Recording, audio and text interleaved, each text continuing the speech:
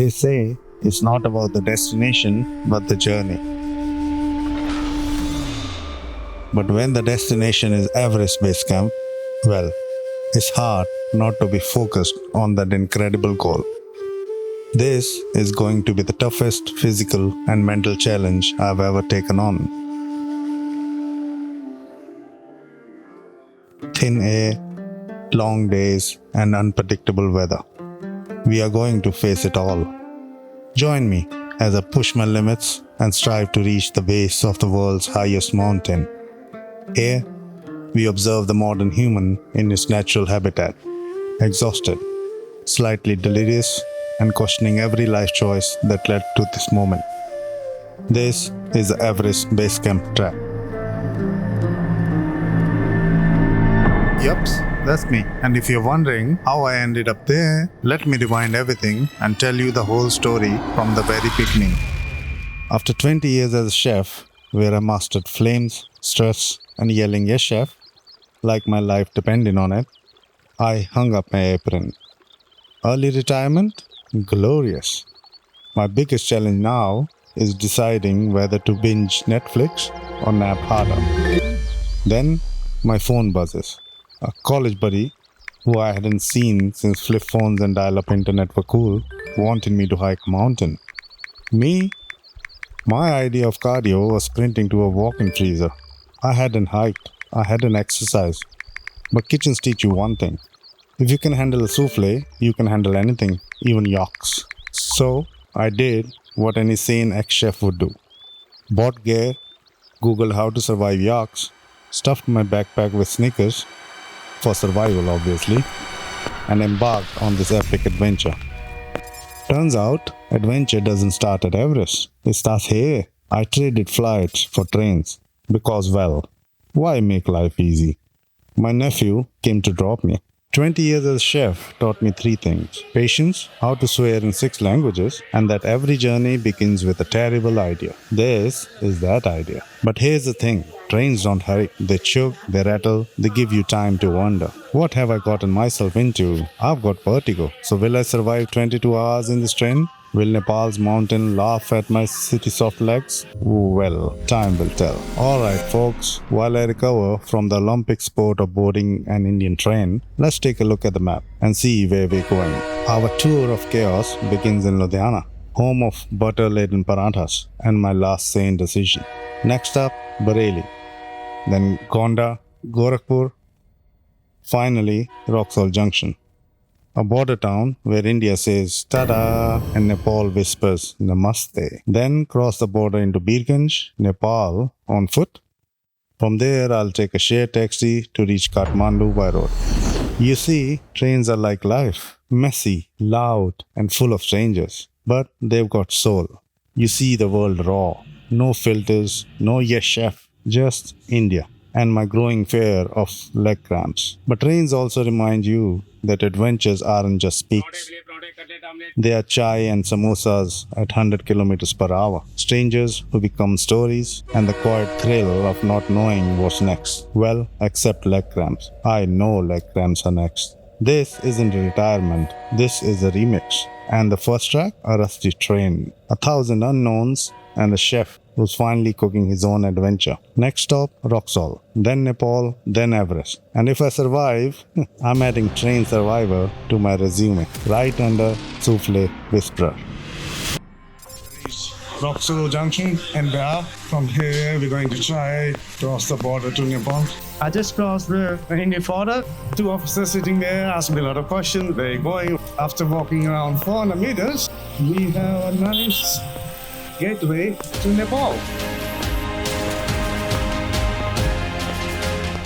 And once I'm on the other side of the gates, I have to do immigration and customs again on the Nepali border, on the Nepali side. And from there, our adventure begins. So I am on the Nepali side of the border. I've hired a shared sumo and we're going to Kathmandu. It's around six and a half hours journey. There's a lot of jungle here. We already saw some monkeys, some langurs.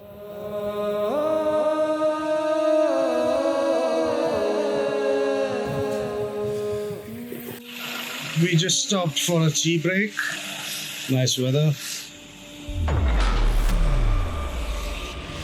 So finally, I'm here at the hotel in Kathmandu near the airport.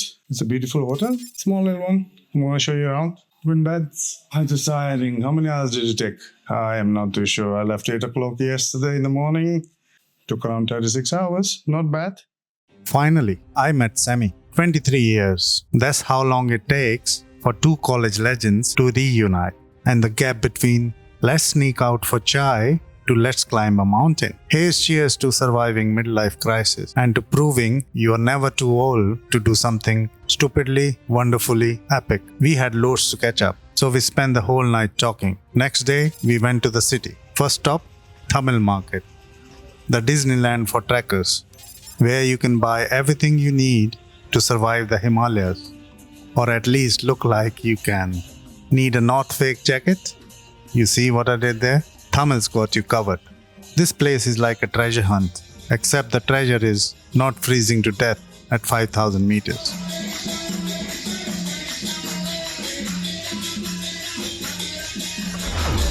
Next stop, Pashupatinath Temple. This 5th century UNESCO gem isn't just a temple. For us Hindus, it's one of Shiva's holiest paths, where souls come to exit the cosmic party via the Bagmati river.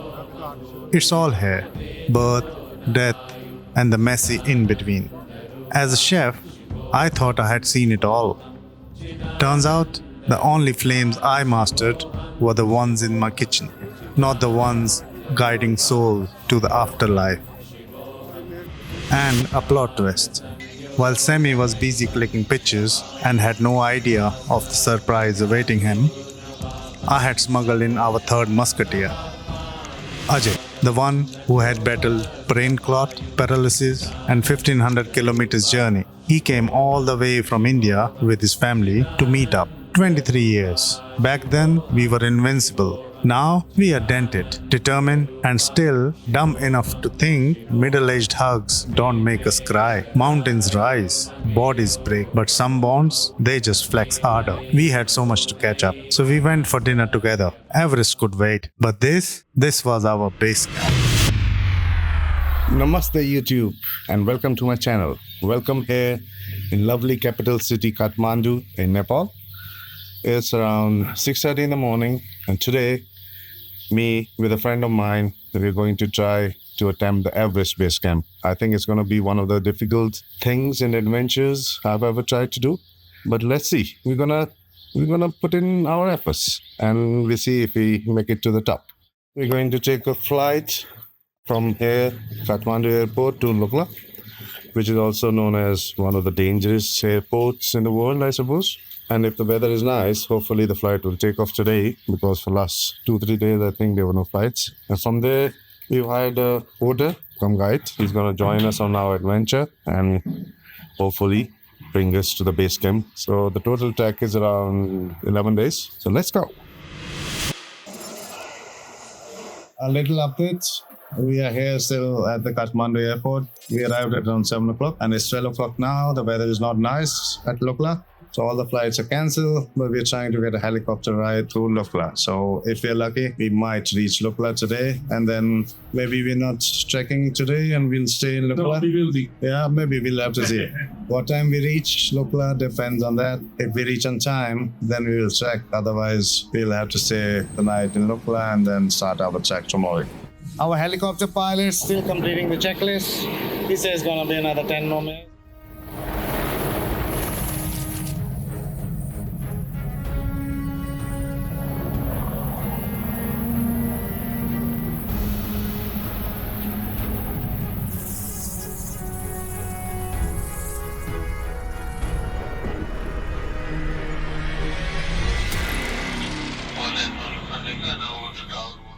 Planes? Overrated. When life cancels your flight, it upgrades you to a tin can with a propeller. First helicopter ride rules: 1. Pretend you are James Bond. 2. Ignore the fact that safety briefing was just a thumbs up. 3. Try not to scream as the Himalayas rise like frozen giants. 1 minute, Kathmandu's chaos. The next, this. It's like God hit zoom out on reality. Sam is taking selfies. I'm trying to enjoy the views. But the pilot, chill as a yogi. Probably does this before breakfast. Fear? Sure. But also magic. Like we are dangling between heaven and earth. And the Himalayas are whispering, you think this is wild? Wait till you walk. Helicopter, 1. Vertigo, 0. Next challenge, leg cramps. Lots of leg cramps.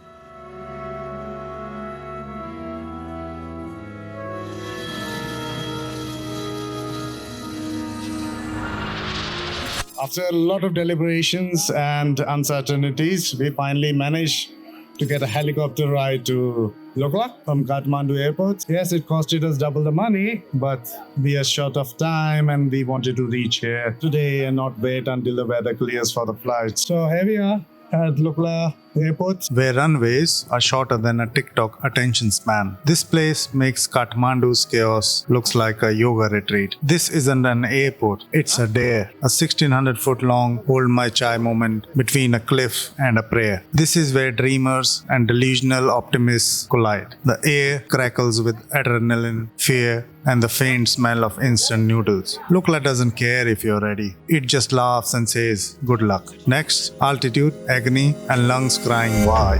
So after landing at Lukla, we made our way to a nice inn, Comfort Inn, a nice lodge. There we met our hotel guides. He's gonna pick up his own stuff. And in the meantime, we're having lunch. We ordered some egg fried rice. Tastes yummy, looks yummy. And after a little break, we're going to start our trek to Parting. So we started our trek from Comfort Inn Lukla. We walked around half an hour, taking a break, enjoying the weather, enjoying the beautiful scenery. And today's trek is mostly downhill. We have to go to Phakting, which is on our speed because we're not professional hikers or trekkers. We're going to take around 4 hours. So the plan is to reach there and find a nice place to stay and sleep the night. And tomorrow we'll continue again. We're trekking down now from Lukla. We've done 3 hours, 30 minutes already. We were 3.5 hours ago. It's beautiful here, 3,000 meters. Today's trek is mostly downhill to the next village, and we're gonna reach by I think 8 o'clock. Dudh Koshi River, nice views from here. Following this river over. Hello and good morning. We are starting day 2 of our trek. We reached Phakting in the night at around 8 o'clock. It's quite dark. We had to switch on our phone light. And today, you can see the weather is clear, sun is shining. You can see some nice snow on the mountains. The helicopter is also flying. From Phakting to Namche Bazaar, it's around 10 kilometers. Total elevation gain is 1400 meters and elevation down is around 700 meters. But it's going to take us around 10 hours. At the end, there's quite a bit of steep elevation, which is going to be quite tough to do.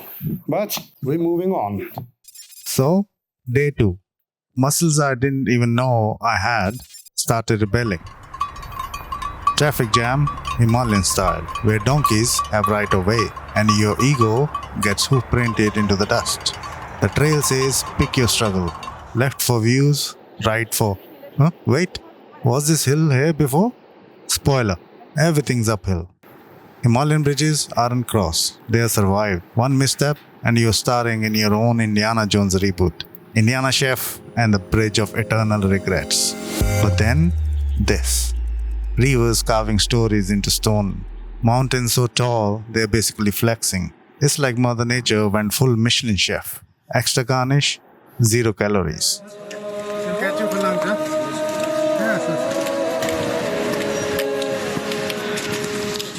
To enter from here, we need permits. Proof that even mountains need a yes chef before letting you in. We took the permits here for Sagarmatha National Park. And we are about to enter. Next stop, Jorsale.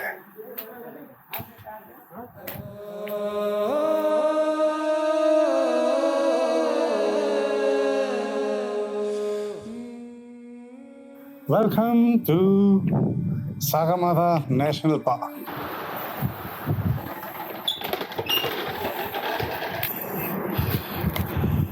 That's our sweet, lovely guide, Mani Singh.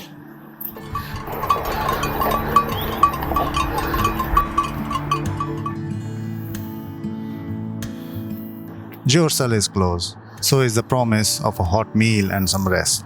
But first, one more hill. Altitude rising, sanity falling. Snickers 3 left. A little update. We've done around 4.5 hours from Vakding to Josele. It was a tough hike for us non-hikers. We are stopping here for some lunch.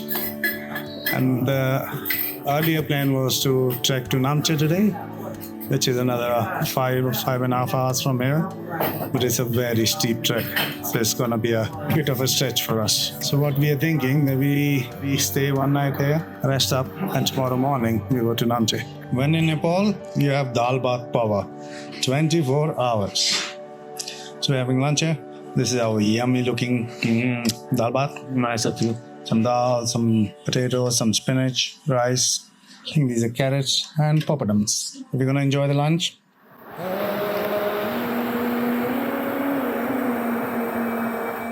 Morning, you lovely people. Just woken up. Stayed at Josele. Today is day 3 of our trek. And this small room I got. It's not much, but you can see hands bed there. They're all messed up.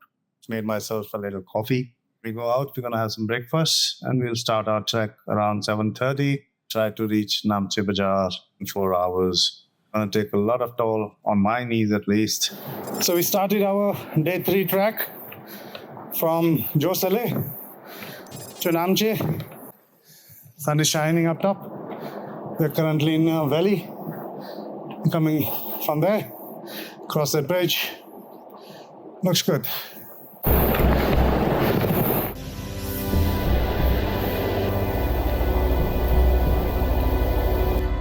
You see those 2 suspension bridges? The top one is the highest suspension bridge in Nepal, and we have to cross that one to go to Namche Bazaar. This bridge isn't a crossing. It's a gravity tax. And my vertigo's filing for bankruptcy. Okay, we are a go. Plan A, bravery. Plan B, blind faith in Sammy and these $5 sunglasses. Spoiler, we are on plan B already. Vertigo meets altitude, the recipe for a 5-star panic attack.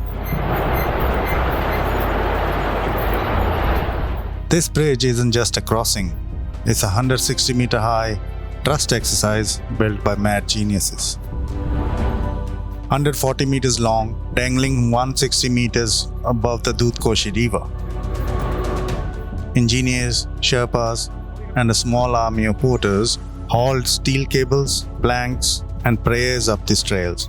No cranes, no concrete trucks, just grit, sweat, and helicopters dropping supplies like it's a Lego set for giants. They anchored it to cliff sides older than civilization, weaving steel and wood into a lifeline for trackers, yaks, and idiots like me.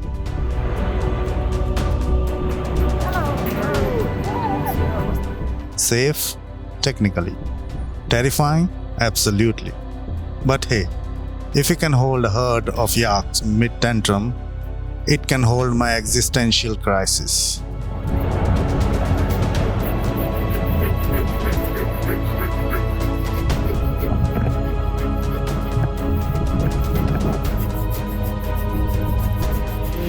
We are more than halfway through our trek from Josele to Namche, and this is a treacherous climb. We've been climbing like this for more than 1.5 hours. Here we are. Namche Bazaar. Elevation 3,440 meters. Population, Sherpa legends, yaks with attitude, and trackers who have just realized up is the only direction left. This isn't a town, it's a high-altitude miracle, a place where Wi-Fi passwords cost more than water, and the air is so thin even the birds take Uber, and oxygen is a luxury, not a right. Altitude hits me like a breakup text, sudden, brutal, and leaving me wondering, why did I sign up for this? This is the Sherpa capital, the last outpost of hot showers and apple pie before the wilderness swallows you whole. For centuries, traders hauled salt, silk, and spices here. Now it's us hauling blisters and Snickers. And it turns out Everest doesn't care about your just-in-case packing skills. After a brutal reality check, we ditched 15 kilos of dead weight because apparently you don't need 3 pairs of flip-flops at 3,440 meters. Lesson learned: when in doubt, leave it out. Except the Snickers. Never leave the Snickers. This town's a bridge between old and new, earth and sky, sanity, and why did I think it was a good idea? And standing here, dizzy and dazzled, I finally get it. We didn't just climb to Namche, we climbed into a story. One written by Sherpas, glaciers, and the stubborn thrill of saying, let's go higher. Namche is the warm-up at, the universe whispering, you think this is wild? Just wait. Next, altitude tantrums, a yak with a vendetta, and the tragic demise of my last Snickers. Hello, today is day 4 of our trek to Everest Base Camp. In the morning, we started from Namche Bazaar. So we've done at least 2 kilometers from Namche Bazaar. Today the target is to reach Thangbuche, which is around 9 hours hike, 1,000 meters up elevation and around 400 meters down. Sun is shining, weather is nice. Got some snow-capped mountains behind me.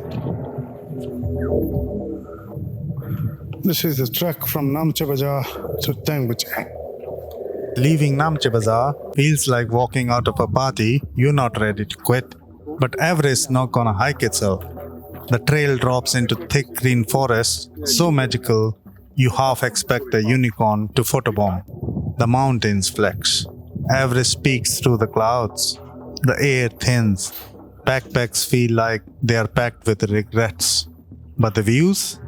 They are the Himalayas' way of saying, you paid in sweat, here's your change.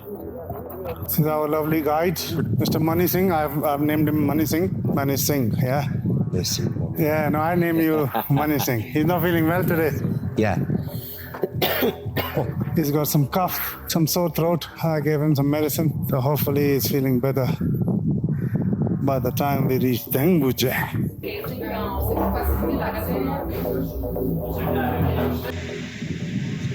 We had lunch at this place, which was yummy. We're almost halfway through. After crossing this bridge, there's around 600 meters of climb left to our destination for today, Thangbuche. These are all automatic because we are flowing water. So you can wish whatever you want to wish. They never stop. Finally, after 8 hours of treacherous trek, we've reached Thangbuche. Welcome to Thangbuche.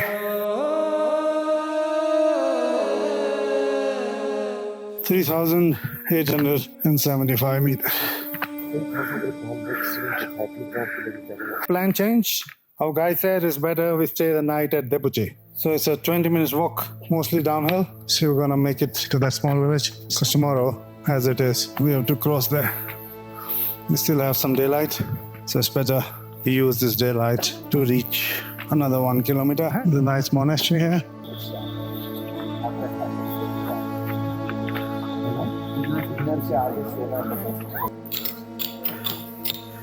It's very difficult to get all the machinery here. नमस्ते भैया मस्त काम चल रहा है बहुत अच्छे हाँ so because there's no machines so they cut all the stones by hand. It's a tough job. Someone has to do it, I guess. In Thangbuche, our final stay for tonight.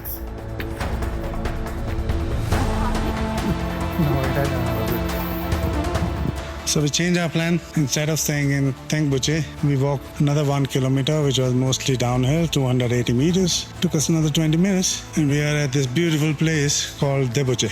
We got a nice view from here.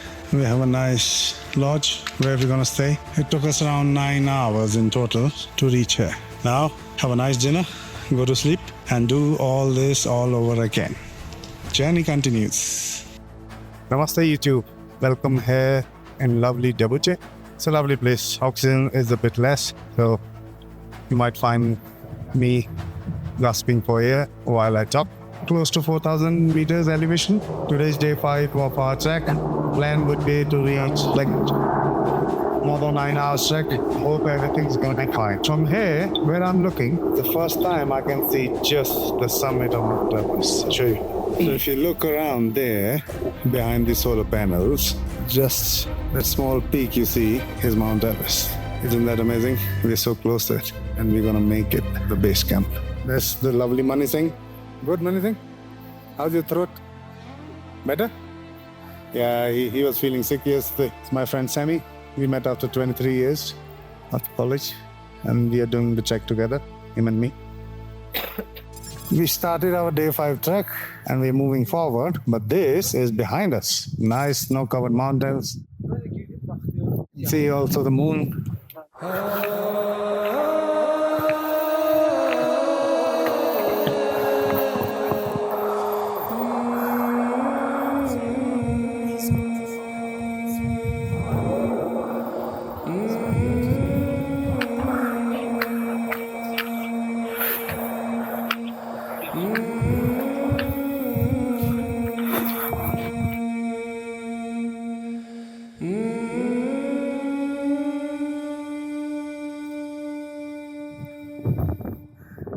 A little update on day 5 of our trek from Debuche to Dengbuche. We're taking a rest. How lovely. Mani Singh is there. Sammy's there. And we have some yaks standing on the mountain, feeding fresh green leaves from the tree. And a nice river flowing down. And when you look up, the snow-capped mountains. Nature at its best.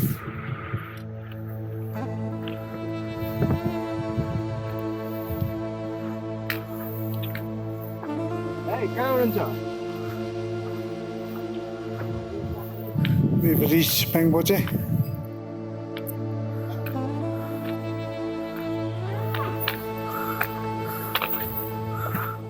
The trail from Debuche to Dingbuche is where the Himalayas stop whispering and start shouting. To your right, the Dudhkoshi, the Milk River, thunders through the valley, carving its path like a liquid glacier. To your left, Amadablam, Lhotse, and their icy entourage, glaring down like ancient bouncers. The air is thinner here, every breath a negotiation.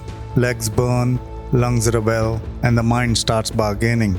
Is that sneakers worth unzipping my backpack? Spoiler, it always is. But then you stop. Just stop. Because how do you not? The sky is so close, it feels like a ceiling. Prayer flags snap in the wind, stitching earth to sky. Porters nod as they pass. You're still alive? Good. And suddenly, the struggle feels small. Tax paid for standing this close to the roof of the world. Dingboche is ahead. So are more, why did I do this moments. But right now, the mountains win, and we are just grateful to lose. Next Dengbuche, where oxygen's a rumor, and my nose becomes a sunscreen crime scene. Sweet little baby yak, grazing on the mountain.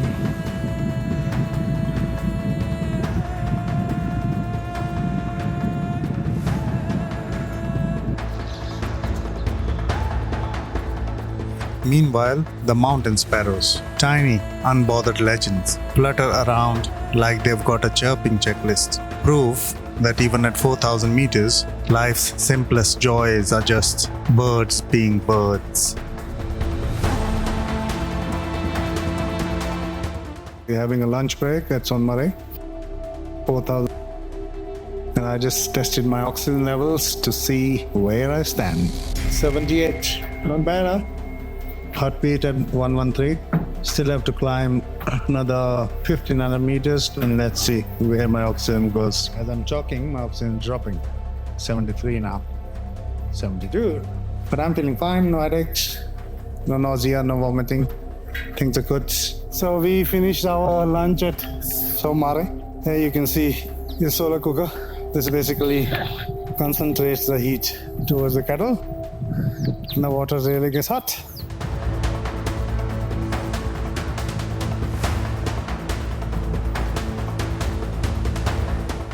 The climb to Dingbuche is a recipe for humility. 1 part thinning air, 2 parts burning calves, and a generous sprinkle of "why did I retire from kitchens again?" But the mountains, they are the head chefs here, silent, relentless, and allergic to shortcuts. Every step's a reminder. Everest doesn't care about your souffle skills. Sam is ahead, pretending he's not out of breath. Pro tip: never trust a trekking partner who hums Eye of the Tiger off key. Survival instinct says push forward, but my knees say call a yak Uber. Look at these lovely valleys. We are at a elevation of around 4,300 meters. Our day 5 trek is supposed to end there. We're almost there. Pretty tired, short of oxygen, almost 9 hours. Some yaks grazing. Hello, sweet little girl. Yummy grass? Yeah. Finally, we have reached our destination for today. And we're going to stay here in Khumbu Launch, Dingbuche, 4,350 meters, my home in the Himalayas. So it took us 8.5 hours. We took leisure 1 hour break for lunch. Yeah, we did it. Hello. My skin is all colored because there was in the morning sun shining. It's a lovely place. Height is around 4,400 meters. We're staying in this lovely place, in the lodge. They burn yak dung inside to keep the tea house warm, but only the restaurant. Rooms are chilled. It's very cold here, around maybe 2-3 degrees. We have clouds. We have snow mountains. We're going to spend the night here today. Hello and morning. We are in lovely Dingbuche. It's day 6 of our trek, the start of it. We're currently at around 4,400 meters, and today we have to go to Labuche, which is at around 4,900 meters. Oxygen is quite low here. Yesterday I checked my oximeter. It was coming to around 65 to 75. But after a good night's sleep, it looked better. So today is another, let's say, 7 hours walk, around 8 kilometers. And 4,900 meters, gonna be hectic. There's sun behind me, snow-capped mountains. Let's go. I'm not sure if you can see the rescue. I think the altitude is quite high, and for people like us who've always stayed their lives at sea levels, just breathing becomes difficult. There it goes.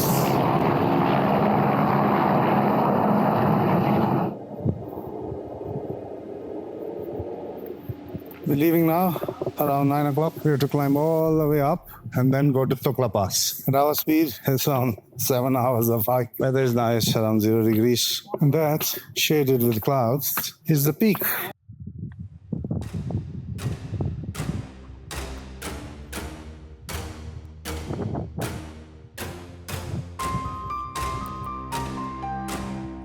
We are 40 minutes into day 6 trek from Dingbuche to Labuche. It's around 9 kilometers, upward elevation of around 700 meters, and we will cross Lukla Pass today. Oxygen quite low, but we're carrying on. Nice views. Peak of Mount Everest is always covered with clouds. It's on the other side.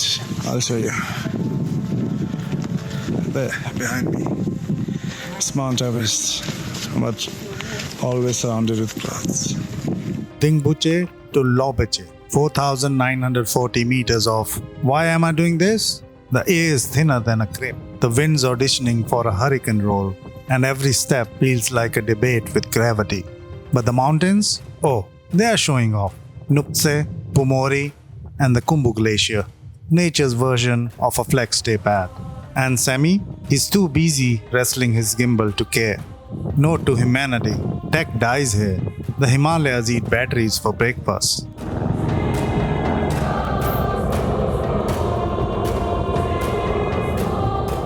Not a single soul in sight, just barren mountains and us. With such majestic landscape, you really feel small as a human being. You're climbing down this mountain. Down there is a boulder field, like a small stream flowing from glacier, and a boulder field. There's no bridge there. We have to cross that one. Can you see that? And then after crossing that boulder field, we have to take lunch there and then climb all the way back on top on the other side, another 3 hours. We have an amazing boulder field here. This whole part of the mountain just gave in, and this part of the landscape keeps changing. Sometimes there are earthquakes, sometimes there are floods. Blessed Nepali people managed to make one small bridge here to cross it, and we carrying on. Continue. One more day, we have this place fell. This trail is a graveyard for egos. Porters glide past like they've got jetpacks hidden under their loads. Yaks side-eye us like, hey, tourists? And the wind is not a breeze. It's a personal trainer screaming, move! We reach halfway of our today's hike. Lukla. Elevation is 4620 meters, and hopefully we're going to try to reach Lukla today. It says another 3 hours, but with my speed it's going to be 4.5. And then Everest Base Camp. Not far, almost there. And here we have a memorial for all those people who lost their lives in these mountains. But then you see it. The memorials. Stones stacked for climbers who never came home. Lukla isn't just a stop, it's a reality check. Everest closed now, and she doesn't care if you're ready. Up here, every breath's a trophy, every chuckle's a rebellion against the thin air. Lukla is ahead, so are freezing temperatures, and the creeping fear that maybe, just maybe, I'm in over my chef-hatted head. Next, the death zone, and the day I traded dignity for oxygen. I have no energy to speak, but we've reached Lukla, 5,000 meters.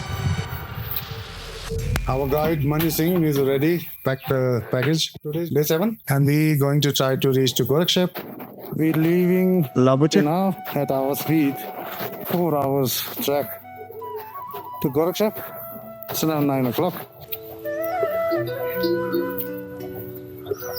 These guys are waiting for a helicopter to go from Lukla to Lukla.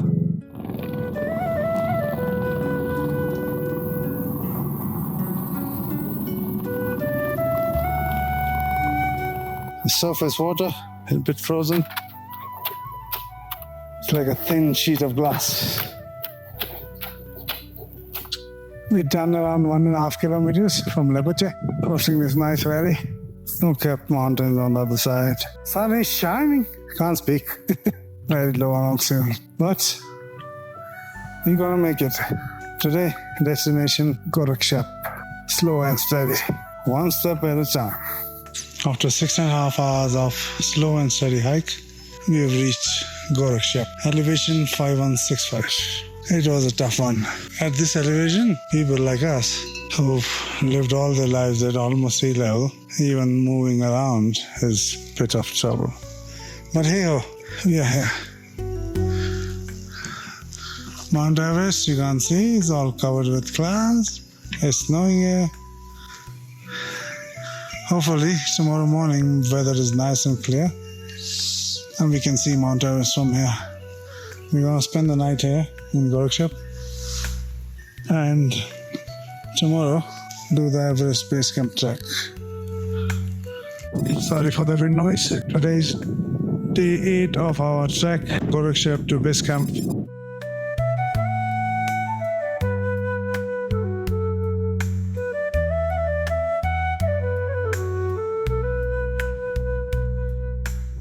And there you can see the base camp.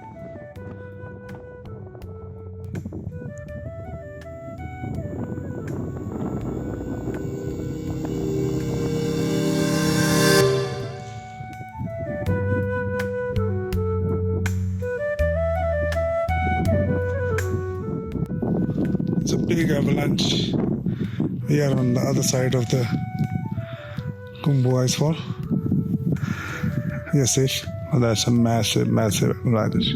Gorakshep to Everest Base Camp, the final stretch. My body is running on fumes. My oxygen levels hit 45 last night. At sea level, that's a one-way ticket to the ICU. Here is just Tuesday. The human body is a stubborn thing, clinging to life like a chef clings to his last snicker. But the mind is screaming, "What are we doing?" The trail's a graveyard for rocks and ambition. Every step's a battle. Lung versus altitude, legs versus gravity, sanity versus the urge to lie down and nap forever. But then you see it.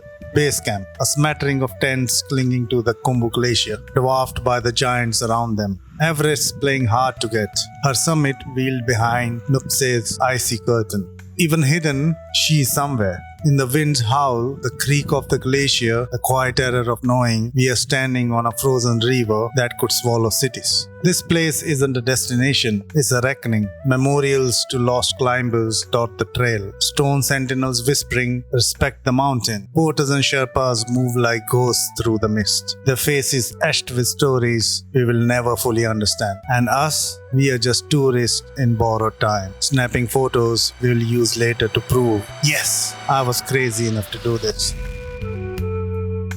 Reaching the base camp rock, painted with bold letters, feels anticlimactic. No fanfare, no orchestra, just wind, cold, and the quiet high five of survival. But the clouds never part. Everest stays hidden, a ghost in her own story. And maybe that's the point. Some giants aren't meant to be seen, just known. Their power etched into the wind, the cold, the ache in your bones. We've reached Everest Base Camp.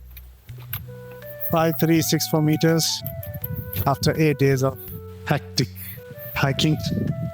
We are not heroes. We are just two dreamers, one ex-chef and one eternal optimist who traded comfort for crampons and Wi-Fi for windburn. But here, at 5,364 meters, the world feels smaller. Or maybe we do. Either way, it's humbling. And for a moment, even the thin air feels like enough. Next up, the descent, where gravity gets revenge and my knees finally mutiny.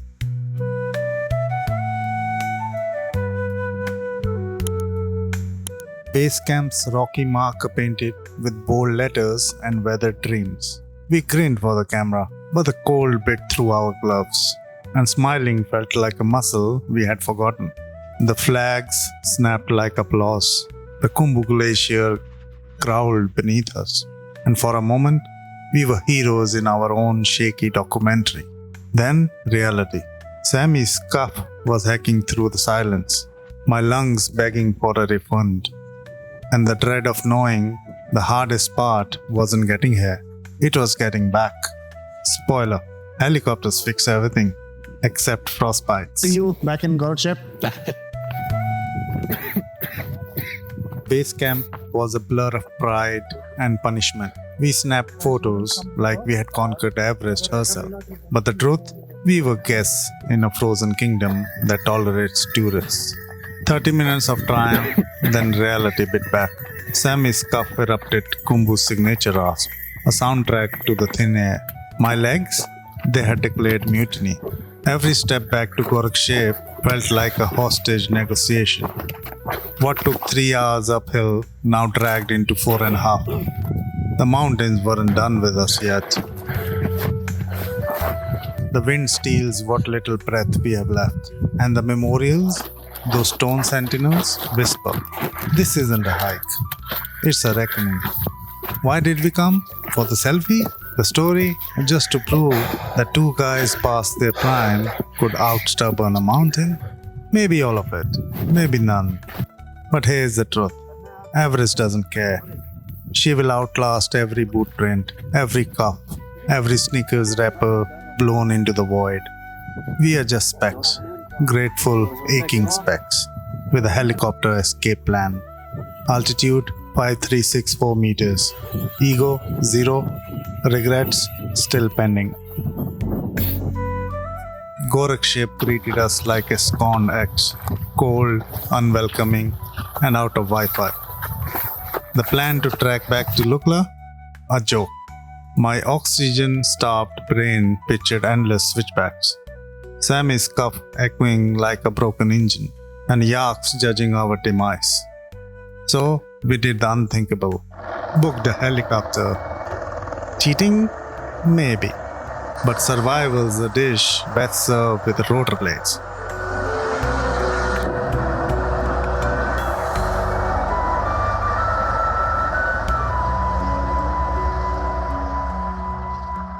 The chopper ride was humiliation and salvation in one. Peaks we had sweat over became postcards beneath us. The Doodh Koshi, a silver thread, not a tormentor. And Sammy, still coughing, but now with a view. Kathmandu welcomed us with a smog, noise, and the sweet scent of oxygen. Our Everest story wasn't epic. No summit selfies, no tearful breakthroughs, just two guys who learn that making it isn't about the miles. It's about knowing when to let the mountains win. Also, that helicopters are the ultimate life hack. Sorry purists, our legs aren't sorry. Next up, Kathmandu chaos, hot showers, and some motorbike adventure. So actually, we are in Kathmandu and we decided to rent a motorbike and just travel. I love traveling on motorbike. It's always been my dream to travel the world on a motorbike. So we're going to test it out here. And if it works out, then maybe, you don't know, maybe on my channel, you get to see some motorbike adventures around the world. So the plan today is to go to Nagarkot from Kathmandu, which is around 1 hour. But if there's too much traffic, then maybe 1.5 hours. This one is our nice Honda 190 L. How's it? You like it? Back in Kathmandu, with lungs full of oxygen and ego slightly bruised, we traded trekking boots for throttle grips. Enter our 190cc Honda adventure machine, a bike designed for Nepali back roads and riders half our size. Pro tip: when the rental guy says good for mountains, he means good for Nepali mountains. Translation: no suspension, less traction than a buttered pan, and the engine screaming like it's a reality show.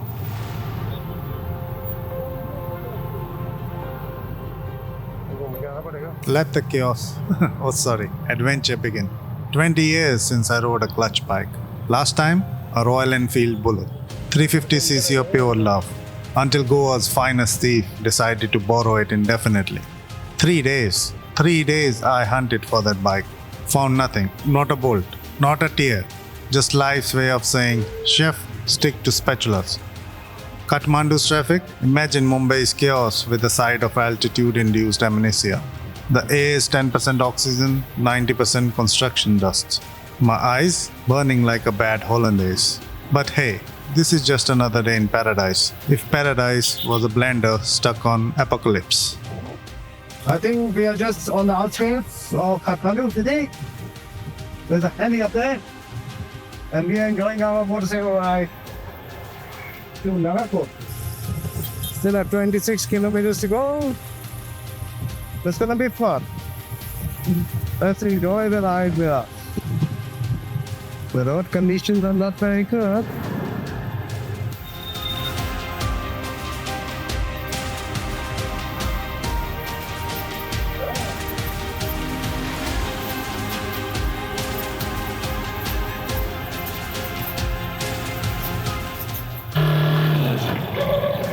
We are just down the runway from the airport.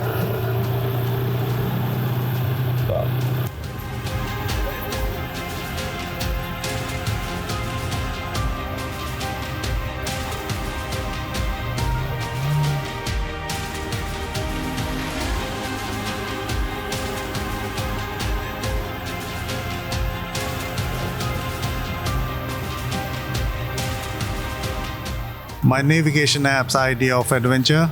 A dirt trail steeper than my depth to sneaker ratio.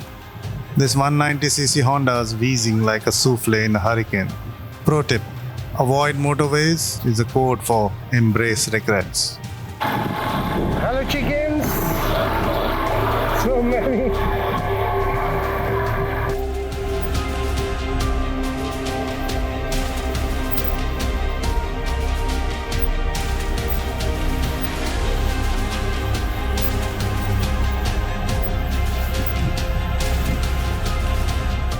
This descent, trust me, is Everest evil twin.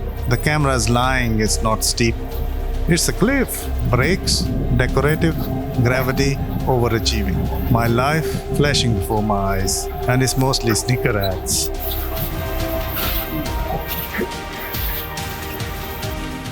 Two extractors, 200 kilos of poor life choices, and a dirt trail steeper than my credit card debt. What could go wrong?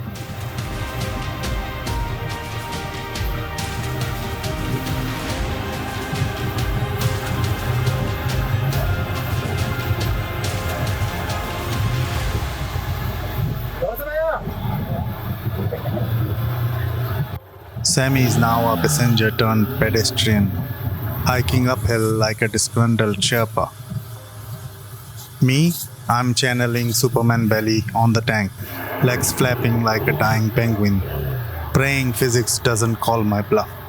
The villagers, they've seen this before.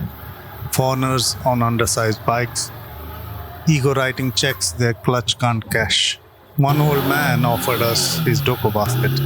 Translation: put the bike in here, idiots. But pride's a powerful fuel. That and the fear of owning the rental shop a new Honda.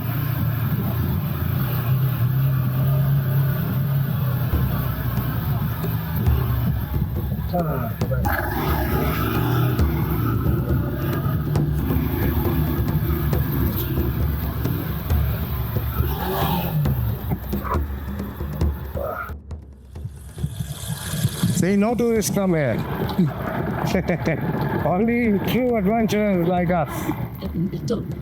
Nobody else, and the locals. I hate parking dogs who chase motorcycles. Good girl. I never thought my first adventure motorcycle ride is gonna be such a hardcore enduro.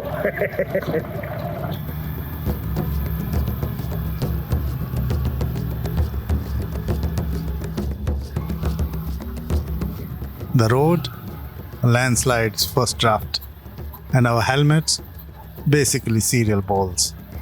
Note to viewers, gear up, or at least don't wear jeans you care about. This isn't a tutorial, it's a cautionary tale with snacks. The verdict, we owe him a new clutch. Sammy owes me a beer, and Nepal, it owes us nothing. This country is a relentless teacher. On mountains, on bikes, on humility. But hey, we survived. And if Everest didn't kill us, a Honda 190cc sure as hell wasn't going to. Disclaimer, don't be us. Wear gear, respect physics, maybe avoid maths.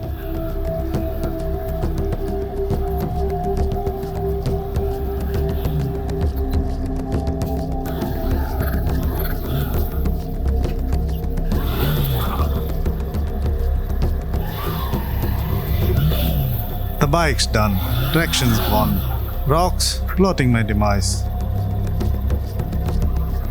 Wait. Shift weight, channel miner ninja. Yes! Take that, physics.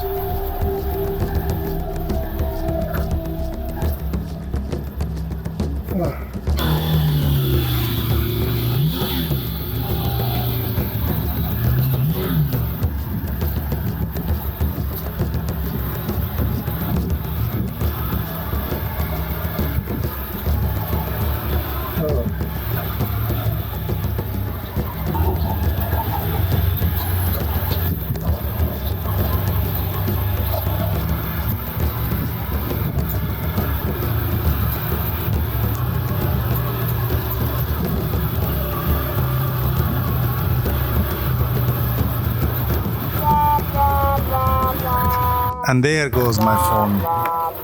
Lesson, never trust a $5 clip-on, or rocks, or life.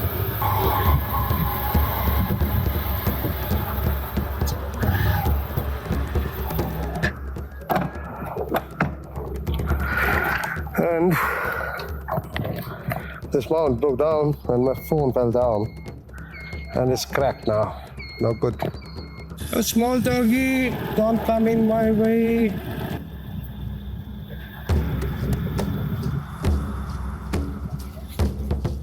Somehow, we make it to the top. The bike's gasping, Sammy's swearing. But the view, rice terraces, cloud-wrapped peaks, and the city buzzing below. It's Everest Base Camp on two wheels. Less frostbite, more dust. Worth it? Ask the Honda. Never mind. Going down's a whole new nightmare. Gravity is now our frenemy. Then we went to visit Darbar Square, aka Hanuman Doka, where gods, kings, and pigeons share real estate.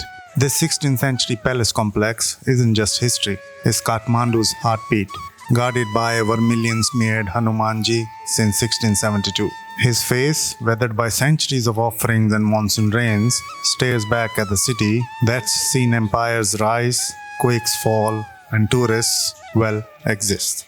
Built by King Pratap Mala, this place was the VIP lounge of Nepal's Mala kings. Those carvings, not just decor, they are stories of gods battling demons and kings flexing their divine resumes. This courtyard hosted coronations, treaties, and probably a few royal tantrums.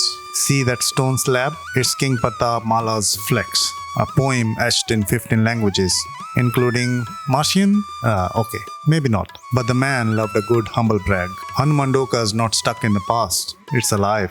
Priests chant, the living goddess Kumari hears from her window, and the air hums with dhoop incense and diesel fumes. It's chaos, sacred chaos. The kind that makes you wonder, is this a museum or a time machine with Wi-Fi? In 2015, the earth shook. Temples crumbled, but Hanumandoka still standing. Barely. These cracks aren't flaws, they are receipts. Proof that Kathmandu bends but doesn't break. The workers here aren't just rebuilding bricks, they are stitching a city's soul back together. I love the woodwork on these old buildings. It's incredible. The craftsman must have spent hours or maybe his whole life creating these masterpieces, and they're still standing after many hundreds of years. This place doesn't care about your Instagram or your ego. It survived invasions, quakes, and bad tourist fashion. Sitting here, I'm just a blip in a 500-year-old saga. And honestly, it's liberating. Hanumandoka's is a lesson in the temporary. Kings fade, quakes come, but the Hanumanji stays. Red cloak fluttering, guarding secrets we will never fully grasp. Maybe that's the point. Some stories aren't meant to be solved, just felt. And just like that, the adventure ends. Sammy's cuff, now a Khumbu relic, echoes through the terminal. We hug like two guys who had survived a war, or at least a Honda 190cc. Promises of next time were made. Next time, maybe a beach. With oxygen. As the Himalayas faded to pixels, I realized we didn't conquer Everest, but we outstubborn it. And that's enough. Yeah, Kathmandu airport, waiting for the beach. Bye-bye, Kathmandu. We had a lot of fun. Now it's time to go. In the shadow of giants, two ordinary souls rewrote their limits.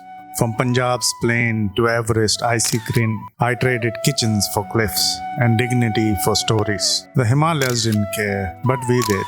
We learned that altitude is just math with consequences, that friendship is the ultimate survival care, and that helicopters are the universe's apology for stairs. The mountains didn't change us, they just reminded us. Life's not about summits, it's about the stumble, the laugh, the snicker shared on a rock. The quiet awe of being small in a world so vast. So here's to the blisters, the cuffs, and the yaks who judged us.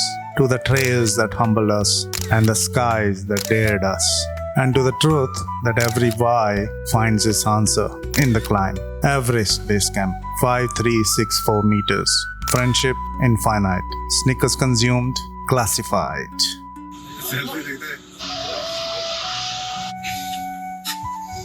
Mrs. Nicholson, all the way from Germany, Punjab, and England. We are at the Bazaar Square in Kathmandu.